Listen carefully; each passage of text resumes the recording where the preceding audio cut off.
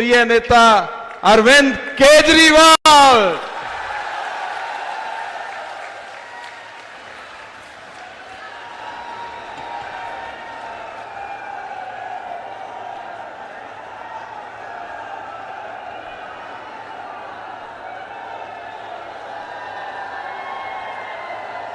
भारत माता की, भारत माता की, इनकलाब, इनकलाब, वंदे वंदे।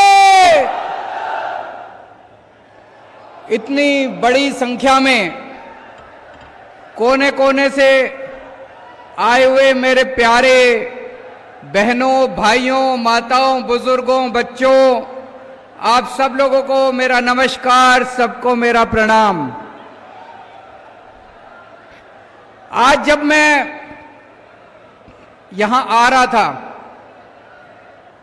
किसी ने मुझसे पूछा, सर कहां जा रहे हो? मैंने कहा मध्य प्रदेश जा रहा हूं। कहते हैं वही जहां व्यापम घोटाला हुआ था।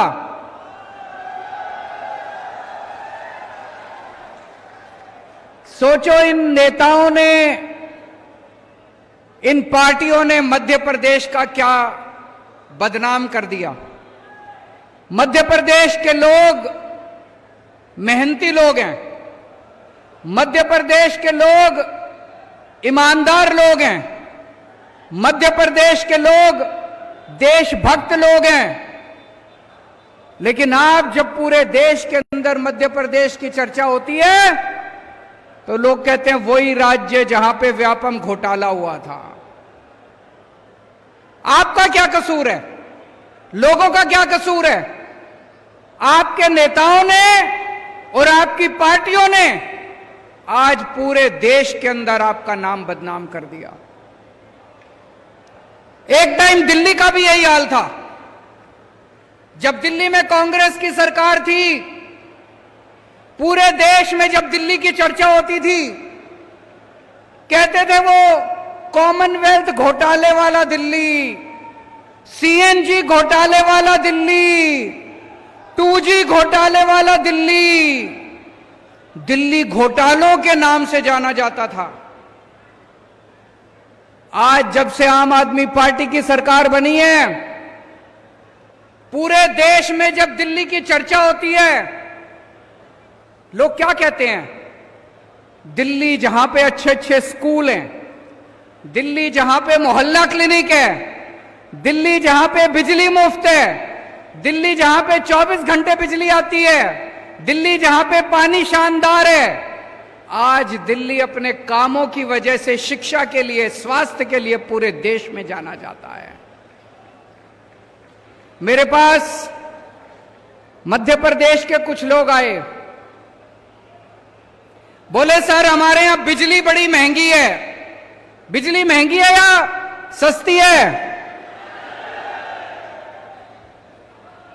आपको जान के ताज्जुब होगा, दिल्ली में बिजली फ्री है, दिल्ली में बिजली मुफ्त है, बिजली का बिल नहीं आता, बिजली का बिल 0 आता है। 0 0 मतलब 0, एक भी पैसा नहीं देना पड़ता।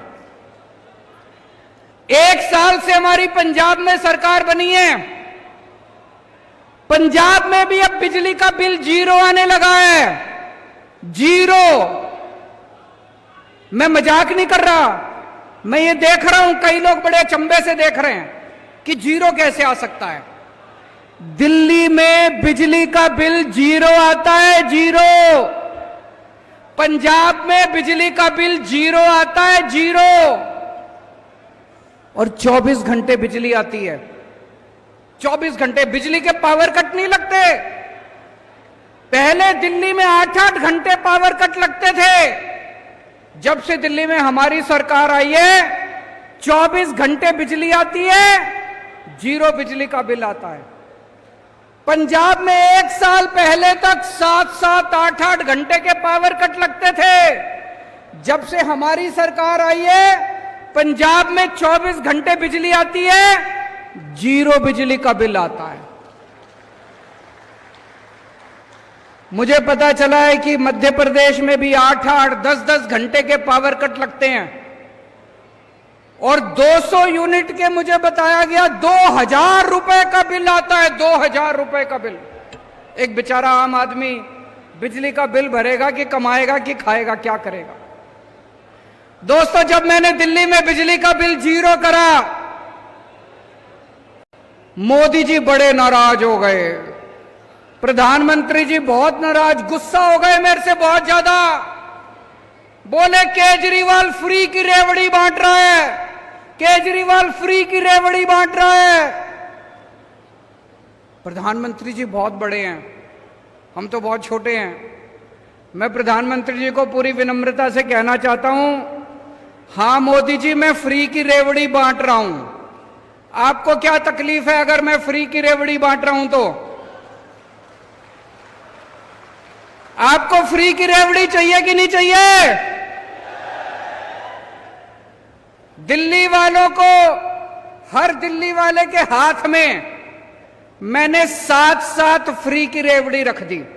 7 फ्री की रेवड़ी हर एक दिल्ली वाले के हाथ में। पहली रेवड़ी, हर दिल्ली वाले की बिजली मुफ्त कर दी मैंने। 24 घंटे बिजली फ्री कर दी। 24 घंटे बिजली आती है, मुफ्त बिजली आती है। पहली फ्री की रेवड़ी। दूसरी फ्री की रेवड़ी, पूरे दिल्ली में शानदार स्कूल बना दिए। इतने अच्छे अच्छे स्कूल, इतने अच्छे अच्छे स्कूल बच्चों के पढ़ाई लिखाई के लिए। गरीबों के बच्चे, अमीरों के बच्चे एक साथ पढ़ते हैं। अब एक ही डेस्क पे जज का बेटा, आईएएस अफसर का बेटा और रिक्शे वाले का बेटा एक ही डेस्क पे बैठ के एक साथ पढ़ते हैं दिल्ली के अंदर। सबके बच्चों के लिए मैंने शिक्षा मुफ्त कर दी, पूरी शिक्षा मुफ्त। शानदार स्कूल बना दिए पूरी दिल्ली में। ये दूसरी रेवड़ी। तीसरी रेवड़ी, सबका इलाज मुफ्त कर दिया। सबका, बच्चा, बूढ़ा, जवान, औरत, आदमी, ब्राह्मण, बनिया, इस जात का, उस जात का, इस धर्म का, उस धर्म का, अमीर, गरीब, शानदार सरकारी अस्पताल बना दिए। जगह जगह मोहल्ला क्लिनिक खोल दिए। सबका इलाज मुफ्त कर दिया। ये तीसरी रेवड़ी। चौथी रेवड़ी, सबका पानी मुफ्त कर दिया। साफ पानी, और पानी का बिल नहीं आता, पानी का बिल 0 आता है। पांचवी रेवड़ी, बसों के अंदर महिलाओं का सफर फ्री कर दिया। किसी भी बस में, चाहे सरकारी हो चाहे प्राइवेट हो, किसी भी बस में महिला चढ़ जाए उसके पैसे नहीं लगते, फ्री में चलती है महिलाएं। छठी रेवड़ी, हर एक घर के बुजुर्गों को फ्री में तीर्थ यात्रा करा के लाता हूं। अयोध्या जी ले जाता हूं, द्वारकाधीश ले जाता हूं, शिरडी बाबा ले जाता हूं, पुरी जी ले जाता हूं, रामेश्वरम ले जाता हूं। पूरे देश में जहां आप कहो वहीं बुजुर्गों को तीर्थ यात्रा करा के लाता हूं। और सातवीं रेवड़ी, अपने युवाओं के लिए रोजगार का इंतजाम कर रहे हैं। 12 लाख बच्चों का रोजगार का इंतजाम किया। भगवंत मान ने 30,000 सरकारी नौकरियां दे दी और अभी 3 लाख बच्चों के लिए नौकरियों का इंतजाम कर रहे हैं। 3 लाख। 7 फ्री की रेवड़ी देता हूं मैं, 7 फ्री की रेवड़ी। मोदी जी मेरे से बहुत गुस्सा है, बहुत नाराज है मोदी जी मेरे से। मैं आपको पूछना चाहता हूं, आपको ये 7 रेवड़ियां चाहिए कि नहीं चाहिए? एक बार ही दोनों हाथ ऊपर करके बता दो, ये फ्री की रेवड़ी चाहिए कि नहीं चाहिए? मैं मोदी जी से कहना चाहता हूं, मोदी जी, इतनी महंगाई कर रखी है आपने चारों तरफ, इतनी महंगाई कर रखी है। मैंने अगर हर इंसान की चेहरे पे थोड़ी सी मुस्कान ला दी तो बताओ मैंने क्या पाप कर दिया? इतनी महंगाई हो रही है चारों तरफ। मैंने एक आदमी से पूछा बोला जी आजकल घर का खर्चा नहीं चलता, तनख्वाह बढ़ी नहीं, खर्चे रोज बढ़ रहे हैं, दूध महंगा हो गया, सब्जियां महंगी हो गई, आटा महंगा हो गया, चावल महंगे हो गए, हर चीज महंगी हो गई। मैंने उससे पूछा कैसे हो गई महंगाई? कहता जी अपने आप ही हो गई, भगवान ने कर दी। अरे भगवान महंगाई क्यों करेगा? भगवान की दुश्मनी है आपसे? कैसे हो गई महंगाई इतनी? पूरे देश में इतनी महंगाई कैसे हो गई? इतनी महंगाई हो गई क्योंकि उन्होंने लूट मचा रखी है, सरकारी खजाने की लूट मचा रखी है इन्होंने। मोदी जी अपने दोस्तों में खुलेआम पैसे लुटा रहे हैं। उनके एक दोस्त ने बैंक से 34,000 करोड़ रुपए का लोन लिया। बंबई का एक आदमी है, मोदी जी का दोस्त है, 34,000 करोड़ का लोन लिया। मोदी जी ने सारा लोन माफ कर दिया, सारा लोन माफ कर दिया।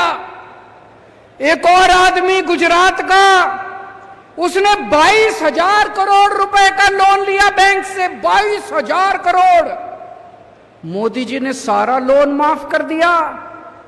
अरे ऐसे खजाना लुटा रहे हैं, ऐसे खजाना लुटा रहे हैं, खुली लूट चल रही है। और पैसा कहां से आ रहा है? आपके ऊपर टैक्स लगा रहे हैं। दूध पे टैक्स लगा दिया, छाछ पे टैक्स लगा दिया, पनीर पे टैक्स लगा दिया, आटे पे टैक्स लगा दिया, चावल पे टैक्स लगा दिया, तेल पे टैक्स लगा दिया, हर चीज पे टैक्स लगा दिया। अंग्रेज, हम कहते हैं अंग्रेज हमारा खून चूसते थे, इतना खून तो अंग्रेजों ने भी नहीं चूसा। अंग्रेजों ने भी कभी आटे पे टैक्स नहीं लगाया था, अंग्रेजों ने कभी दूध पे टैक्स नहीं लगाया था, अंग्रेजों ने कभी चाय पे टैक्स नहीं लगाया था, अंग्रेजों ने कभी चावल पे, खाने पीने की चीजों पे टैक्स नहीं लगाया था। पिछले 75 साल में एक बार भी खाने पीने की चीज पे टैक्स नहीं लगा था। देश में पहली बार मोदी ने पहली बार टैक्स लगाया खाने पीने की चीज। और कितना टैक्स? पेट्रोल ले लो, पेट्रोल क्या भाव है यहां पे मध्य प्रदेश में? 108 रुपए, 108 रुपए पेट्रोल है आपके यहां। उसमें 57 रुपए पेट्रोल और बाकी सारा टैक्स। 57 रुपए का पेट्रोल, बाकी सारा टैक्स। सोचो कितना टैक्स ले रहे हैं ये, कितना टैक्स ले रहे हैं ये सारा टैक्स का पैसा, पूरे देश से टैक्स का पैसा लूट के 20,000 करोड़ इसको दे दिए, 30,000 करोड़ इसको दे दिए, 40,000 करोड़ बांट दिया, सारा पैसा लूट लिया, सारा पैसा। मैं आपसे पूछना चाहता हूं, जिस आदमी के 34,000 करोड़ रुपए माफ करे, उसके फ्री में माफ करे क्या? उसके फ्री में माफ करे क्या?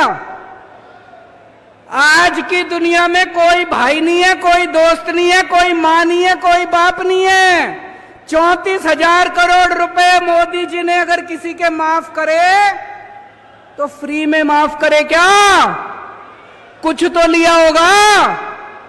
कितना लिया होगा? कितना लिया होगा? भाई साहब बता रहे 11 लाख करोड़ रुपए माफ कर दिए मोदी जी ने। 11 लाख करोड़ रुपए माफ कर दिए, लुटा दिए मोदी जी ने। कितना पैसा बनाया होगा भाई साहब, कितना पैसा बनाया होगा। बेईमानी करे मोदी जी और जेल में भेजे मनीष सिसोदिया को।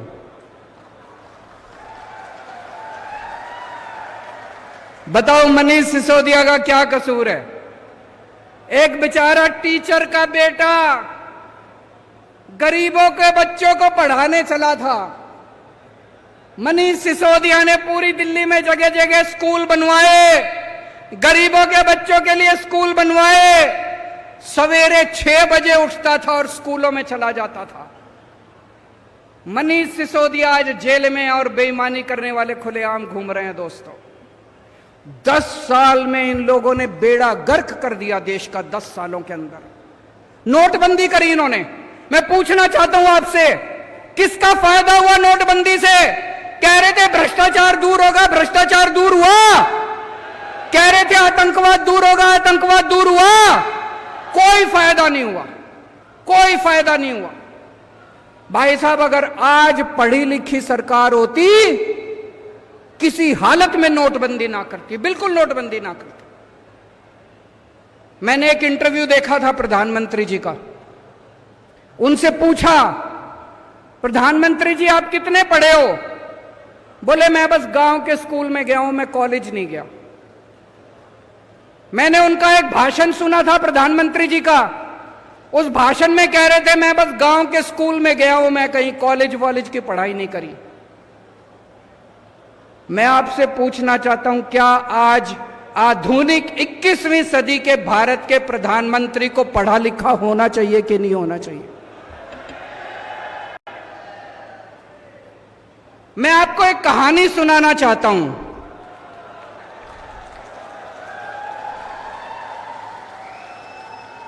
कहानी का नाम है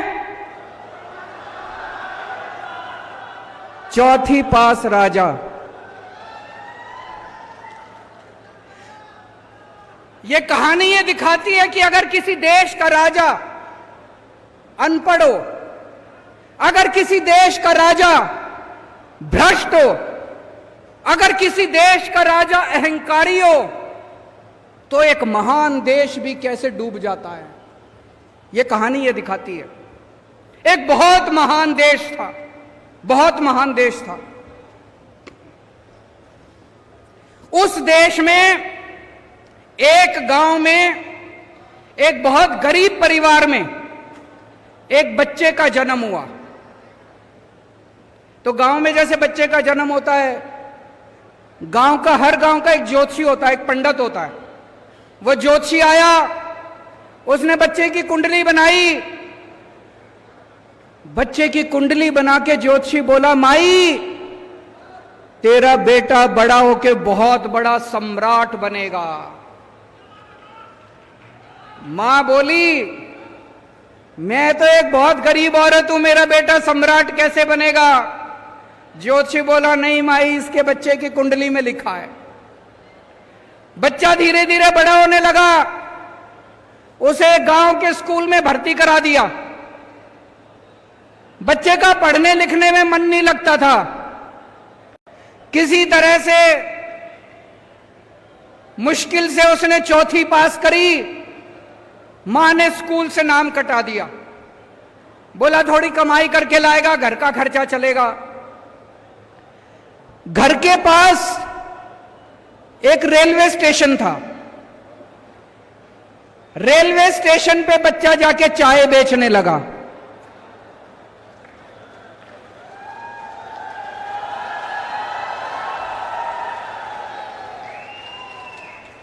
बच्चा भाषण बड़े अच्छे देता था, बचपन से ही भाषण बड़े अच्छे देता था।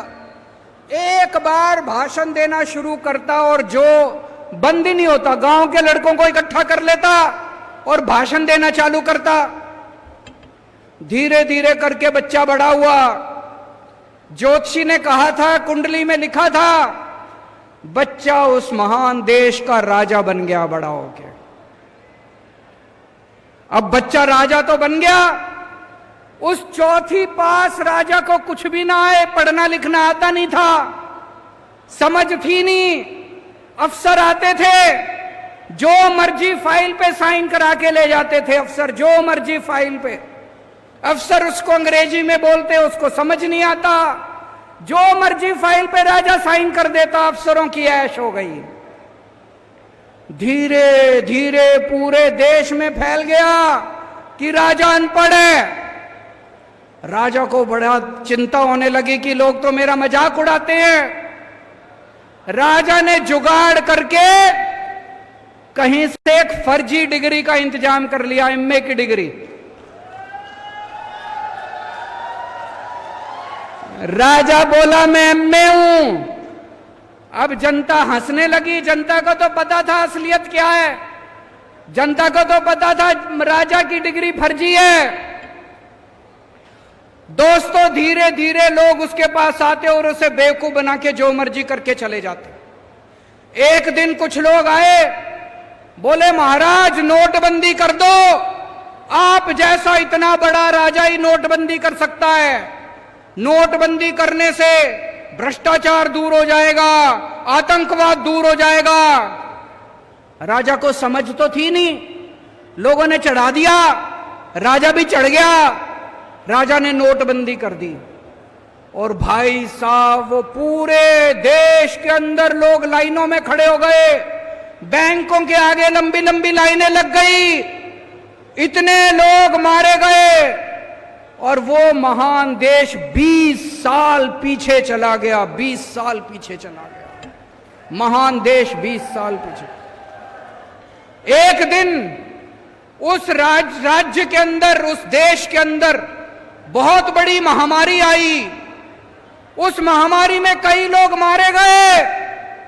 एक आदमी ने आके राजा को कहा, महाराज पूरे देश के लोगों को बोलो कि ताली और चम्मच बजाएंगे, ताली और चम्मच से। अब राजा को समझ तो थी नहीं, पढ़ा लिखा था नहीं, अनपढ़ था।